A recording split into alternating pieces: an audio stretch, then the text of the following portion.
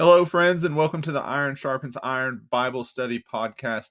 Today is our first episode, and I could not think of a better way to start the podcast than from the book that the name of the podcast comes from, and that's Proverbs. We're going to start a short series of lessons today, and I've entitled it StormProof. The tagline is going to be preparing for life's difficulties before they happen. This is the essence of the book of Proverbs. The book of Proverbs has the purpose of preparing you for life's hardships before the hardships happen. We understand this concept. Every year here in Oklahoma, where I'm located, we prepare for tornado season before it happens. We're told to make sure that we have batteries, that we have water and other supplies in our shelters so that we are ready for the storm. Why are we told to make preparations before the storm comes? If you've been a person who hasn't prepared before the storm, you know the reason why. You cannot prepare once the storm comes. The supplies, they're just not available. It's too late to get what you need. This is when the panic really begins to set in because the time to prepare it's past. And Jesus taught this same idea in the Sermon on the Mount in Matthew chapter 7, verses 24 through 27. Therefore, everyone who hears these words of mine and puts them into practice is like a wise man who built his house on the rock. The rain came down, the streams rose, and the winds blew and beat against that house, yet it did not fall because it had its foundations on the rock. But everyone who hears these words of mine and does not put them into practice is like a foolish man who built his house on the sand. The rain came down, the streams rose, and the winds blew and beat against that house, and it fell with a great crash. God has no interest in us being unprepared to face the hardships and the suffering that comes in life. Jesus told us that the rain and the winds of life are going to beat on our lives. God doesn't want our lives to be destroyed by sin or be destroyed by suffering. So the book of Proverbs is given to us so that we have the wisdom that we need to live a good life. And, we'll talk about this further in a moment and in later episodes. If you're unfamiliar with the book of Proverbs, I'd like you to notice that the Proverbs don't actually start really until chapter 10. Chapters 10 through 29 are the actual one-line Proverbs. The first 9 chapters are speeches telling us why we need to read and listen to the Proverbs. I think it says a lot about human nature that it takes 9 chapters to encourage us to seek God's wisdom and to listen to his teachings. But let's read the introduction, which sets forward the purpose of the Proverbs and the purpose of this book. In Proverbs chapter 1, verses 1 through 6, it says, "The Proverbs of Solomon, son of David, king of Israel, to know wisdom and instruction, to understand words of insight, to receive instruction in wise dealing, in righteousness, justice, and equity, to give prudence to the simple, knowledge and discretion to the youth. Let the wise hear and increase in learning, and the one who understands obtain guidance.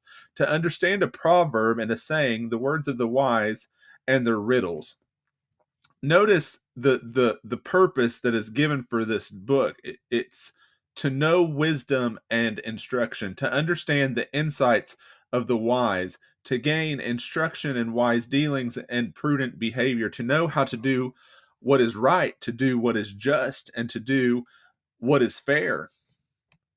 We often define wisdom as simply knowledge, but you'll notice that this is not how the scriptures depict wisdom.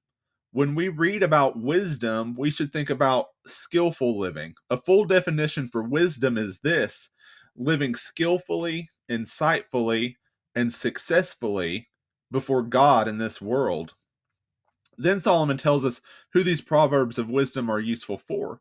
Look again at verses 4 through 6. In verse 4, he starts with the simple or inexperienced. This word will teach prudence and shrewdness for those who are inexperienced. The picture is that those who are still impressionable, usually the younger, need this so that they can have the skill to see life rightfully or rightly.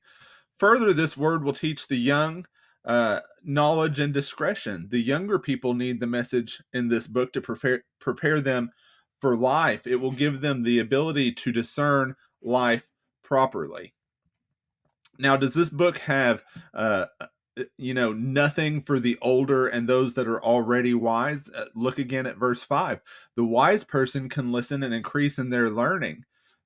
I mean, think about this. There is no limit to the knowledge and wisdom that God can give to you for your life. That there is no cap. There is never a point where you can say, I have all the wisdom that I need. And the rest of verse 5 says that even those who are discerning can obtain more guidance for life. The wise can become even more skillful for life. You don't cap out and no longer need wisdom to stormproof your life. These words help the young and the old. These words help the spiritually immature and the spiritually mature also. It doesn't matter where you are in life or how old you are or how much wisdom you already possess. These words are for you. Everyone needs to stormproof their lives. So here's a question. Where is wisdom? How do we start? I want to look back at Proverbs 1 and verse 7. It says, the fear of the Lord is the beginning of knowledge. The first step to stormproof our lives is the fear of the Lord. The start point to live skillfully and wisely is to fear the Lord. And I want us to think about this idea for just a moment. Where does the modern person turn for instruction, for guidance, for discipline or insights and knowledge and moral judgment and discernment? Where are you supposed to go to have all of these things? Are we supposed to turn to social media to obtain these skills? It is TikTok the place for wisdom and insights? I thought I would look to the most popular magazine sold here in the United States and see what wisdom is presented as. You check out at the grocery store, and here are some of the titles of the leading magazines this month. Astrology says this is when you're going to fall hard. Another on the front cover said, no matter your starting point, we've got inspo for you. And then a third, how to succeed in 2024, proven ways to think bigger and act bolder. We should quickly see just the shallowness of what the world offers for self-help and self-care and life guidance. So, where will true wisdom be found? Where will life skill be found? This tells us the fear of the Lord is the starting place for skillful, insightful, and successful living before God and the world. The fear of the Lord is the beginning of knowledge. And I want us to think about the impact of this truth. Our view of God and our knowledge of Him is the foundation for all our logic and reasoning. How we look at the world and how we look at our lives are directly colored by our view of God and what we know of Him. All of us view the world in a certain way with a certain lens. I want us to think about all the lenses we've been given in our lives. Our parents tried to teach us the right way, but how do we know what they taught us was the right way? Or our schools tried to teach us the right way, but how do we know what they taught was the right way? Our friends tried to teach us the right way, but how do we know what they said was the right way? How do we know what is the right way? The world has just myriads of contradictory points of view. So which way is the right and which should we listen to? God is telling us that seeing rightly only comes from fearing the Lord. God is saying that if we don't know Him, that we cannot know anything about life correctly. We're going to be able to see the world, but we will not be able to put it together correctly. We lack the wisdom and instructions needed to put the pieces together so that it makes sense. I kind of want to illustrate this idea. There's many popular movies that show living in an alternate reality. You believe that you're in a particular reality, but then someone opens your eyes and you realize that you're not looking at the world correctly. You were not seeing all that there was to see. You discarded the things that didn't make sense to you. But then someone comes along and shows you that you looked at the world, or the way you looked at the world was upside down.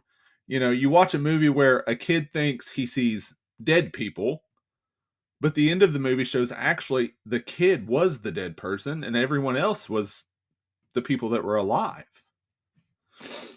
Now you have to rewatch the movie because it changes everything about how you understand what was happening. All of the pieces that they fit differently now.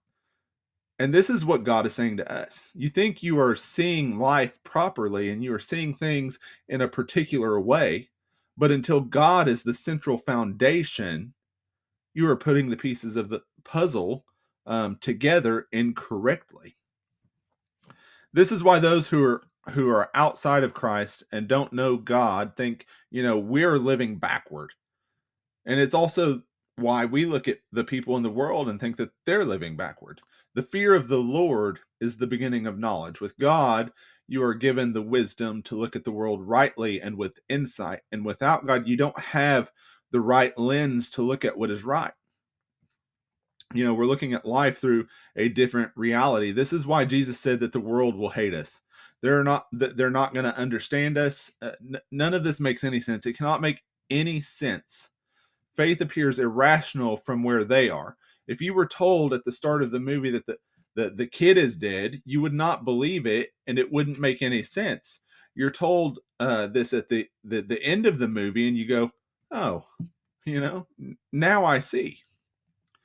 This is the idea regarding the fear of the Lord as the beginning of knowledge. The fear of the Lord doesn't merely refer to having a reverence and fear for the Lord. Rather, when the scriptures speak about the fear of the Lord, they're referring to a reverence and fear of the Lord that leads to submission to Him. In Deuteronomy chapter 10, verses 12 and 13, it says, "And now, Israel, what does the Lord your God require of you but to fear the Lord your God, to walk in all his ways, to love him, to serve the Lord your God with all your heart and with all your soul, and to keep the commandments and statutes of the Lord, which I am commanding you today for your good." The fear of the Lord is to listen to God in life. Jesus is described as delighting in the fear of the Lord, which meant that he lived his life listening to God and doing what he said. The fear of the Lord is not merely being a Christian. This is important to point out because there are Christians who do not see life correctly. Seeing life, it comes from listening to the Lord and trusting what he says. We're trusting that our lens for looking at life is broken and we need to look at the world the way he says to look at it. So, what God is trying to tell us in many places in the scriptures is that skillful living, insightful living, and successful living before God in the world only comes from knowing and trusting him. Colossians 2, verses 2 and 3, it says, "I want their hearts to be encouraged and joined together in love, so that they may have all the riches of complete understanding and have the knowledge of God's mystery, Christ. In him are hidden all the treasures of wisdom and knowledge." And then over in 1 Corinthians chapter 1, verses 21 through 24, it reads, "For since in the wisdom of God, the world through its wisdom did not know him, God was pleased through the foolishness of what was preached to save those who believe.